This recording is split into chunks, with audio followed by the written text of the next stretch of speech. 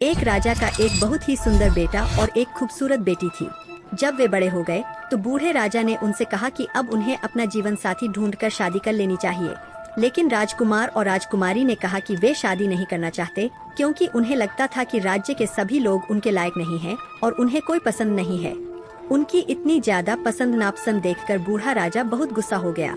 उसने दोनों को राज्य छोड़कर चले जाने को कहा और बोला कि वह अब उनका चेहरा नहीं देखना चाहता। इसलिए राजकुमार और राजकुमारी दुनिया देखने के लिए यात्रा पर निकल पड़े। लेकिन गांव से बाहर निकलते ही वे बहुत थक गए। दोनों एक बड़े पेड़ के नीचे आराम करने के लिए लेट गए। राजकुमारी जल्दी ही सो गई और उसे एक अजीब सपना आया। उसने अपने भाई से कहा कि उसने सपने में देखा है कि इस पेड़ की पत्तियों को किसी बीमार इंसान के सिर पर रखने से वह ठीक हो जाएगा, और सामने बहने वाले इस झरने का पानी अगर किसी को पिला दिया जाए तो आधा मरा हुआ इंसान भी तुरंत ताकतवर होकर उठ खड़ा होगा।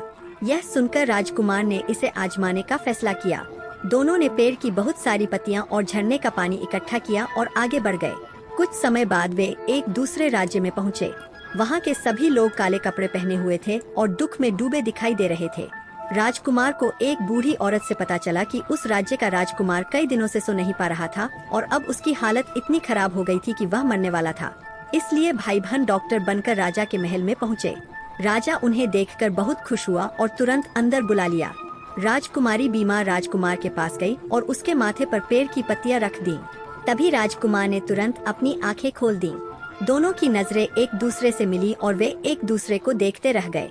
फिर राजकुमारी के भाई ने उसे झरने का पानी पिलाया। पानी पीते ही बीमार राजकुमार पूरी तरह ठीक हो गया। वह खुशी से राजकुमारी को गले लगाने लगा और उससे शादी करने की जिद करने लगा।